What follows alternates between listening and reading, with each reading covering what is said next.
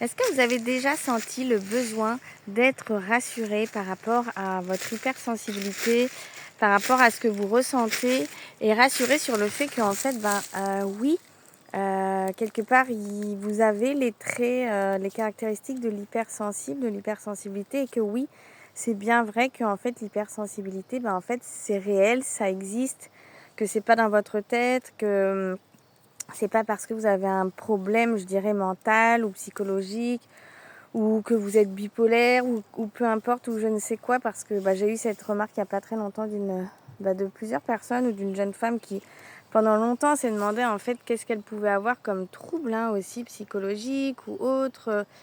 Et récemment, c'est vrai que j'ai eu plusieurs jeunes femmes qui sont venues me dire j'ai besoin d'être rassurée. Dites-moi quand vous m'entendez parler, quand je vous parle de ce que je vis, de ma manière de ressentir les choses, est-ce que vous pensez vraiment que je suis hypersensible? Est-ce que l'hypersensibilité ça existe vraiment? Est-ce que c'est bien réel?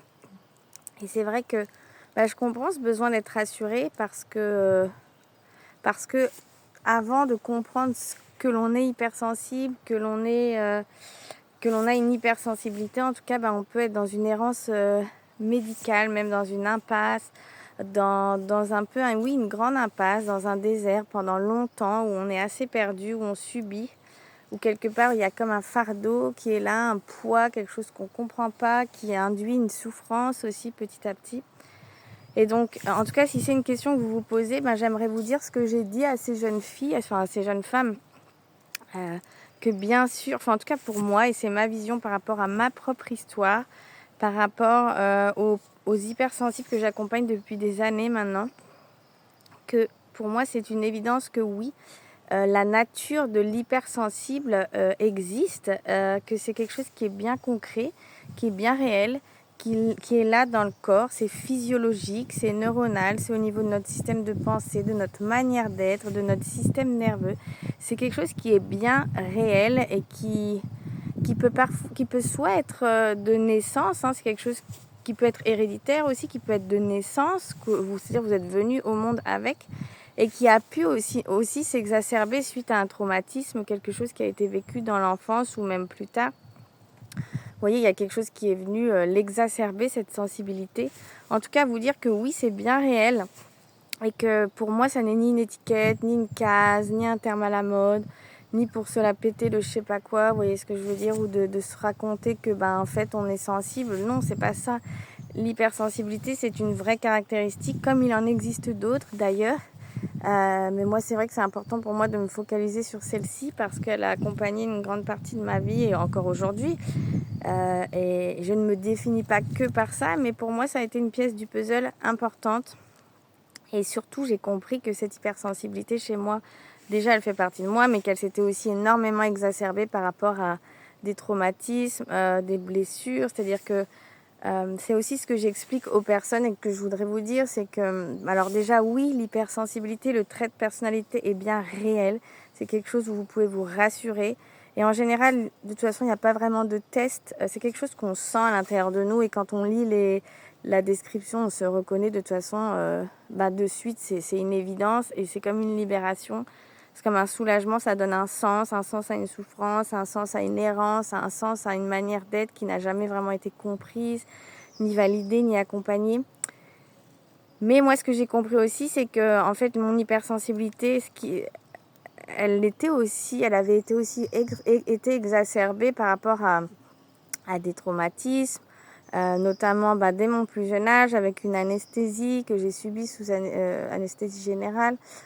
Tout bébé, puis après il y a eu d'autres événements. À l'adolescence, il y a aussi beaucoup de périodes difficiles à l'école, puis en famille, il y a eu des situations difficiles aussi.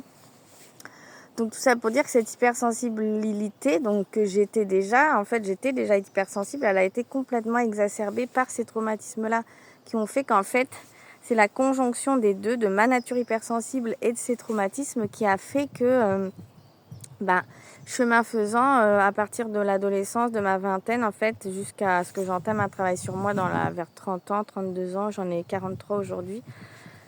eh bien, voilà, la souffrance était grandissante, l'anxiété était très forte, il y avait un vrai mal-être à l'intérieur de moi, des émotions qui me faisaient souffrir. Il y avait vraiment quelque chose qui n'allait pas en moi, qui était douloureux, une anxiété terrible, des réactions disproportionnées. Enfin, il y a au-delà de ma nature hypersensible, il y avait vraiment une hypersensibilité que je subissais qui me faisait beaucoup souffrir. Et c'était pas l'hypersensibilité en fait, hein, c'était ce que je portais sur les épaules, c'était des douleurs, des émotionnelles, c'était ce sentiment de ne pas avoir été vraiment comprise ou aimée, parfois en famille, aussi à l'école, parce que j'ai vécu des périodes de rejet ou de harcèlement, plutôt de rejet, je dirais, dans le sens où je me suis parfois pas sentie vraiment accueillie pour qui j'étais. Et voilà, donc en fait, c'était plutôt tout ça qui était comme un énorme paquet qui faisait que le trop-plein était tel que ça devenait invivable, en fait. Donc en fait, oui, ça existe l'hypersensibilité, mais ça n'est pas non plus une fin en soi, surtout quand elle nous fait souffrir ou qu'on ressent un mal-être ou qu'on est dans des somatisations du corps inexpliquées, vous voyez.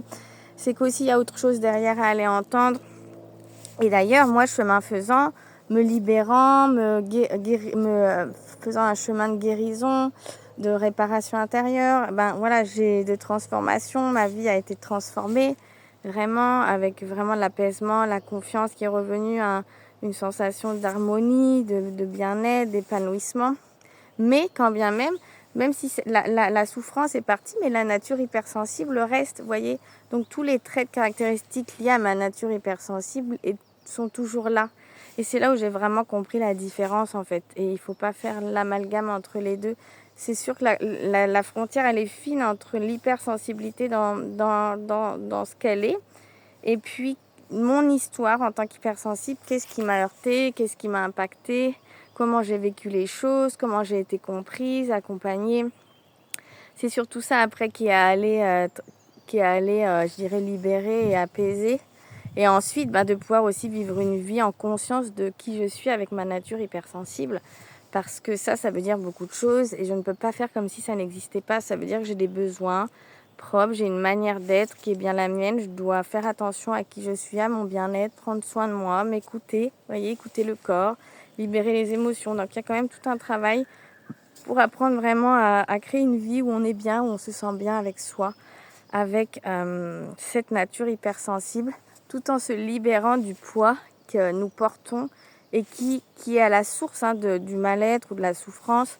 Quand je reçois toutes ces personnes en séance concernées par l'hypersensibilité, il y a autant un travail de compréhension et d'acceptation de cette nature hypersensible que de libération ou de guérison, peu importe, par rapport à l'histoire qu'on a vécue, pour ensuite retrouver un apaisement et la confiance en soi.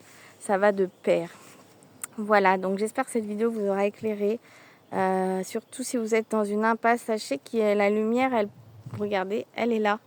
Elle est jamais très loin finalement, en tout cas elle existe, elle est là au bout du chemin, elle est là en vous d'ailleurs, même si elle est derrière des nuages. Et en fait elle appelle à être libérée et elle appelle à être retrouvée, elle appelle à être recontactée. Et c'est ça qui ensuite, cet espoir retrouvé de pouvoir enfin vous sentir bien, c'est ce que j'aime, vous aider vraiment à reconnecter quand je vous reçois en séance, parce que moi je sais combien j'ai pu être dans une impasse et une souffrance avec une incompréhension pas possible de qu'est-ce qui se passe, personne ne comprenant rien à ce que je ressentais. Et j'ai mené un long chemin, mais où j'ai été nettement récompensée. C'est ça qui fait que, par rapport à l'amélioration que j'ai connue, et c'est ça qui fait qu'aujourd'hui j'ai envie de vous montrer que c'est possible d'aller mieux, c'est possible d'aller bien, c'est possible de changer les choses, c'est possible d'être hypersensible et de vivre en étant bien.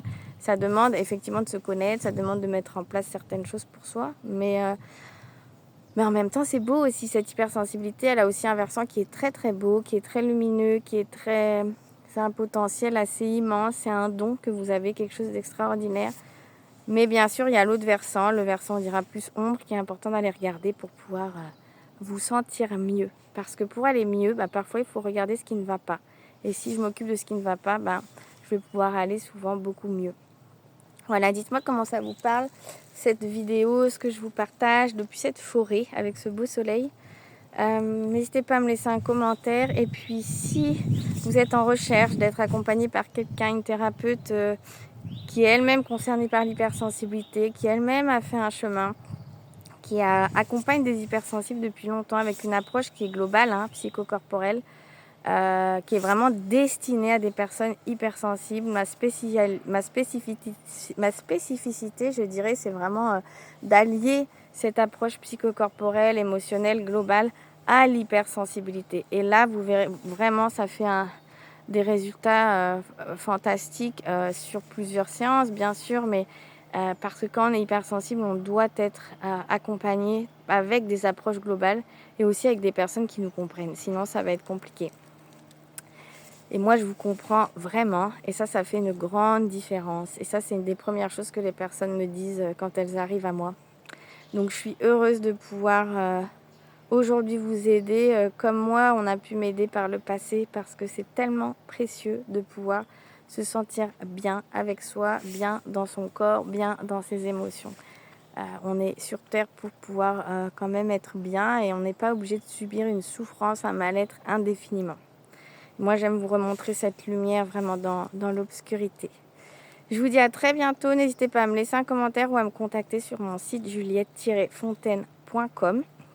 Et puis, n'hésitez pas à me contacter. On pourra prendre le temps déjà d'un premier rendez-vous ou un premier appel téléphonique pour voir si ce que je propose peut vraiment répondre à votre besoin et vous aider à avancer vers l'apaisement, la confiance et aussi l'autorisation à être qui vous êtes. Je vous dis à très bientôt.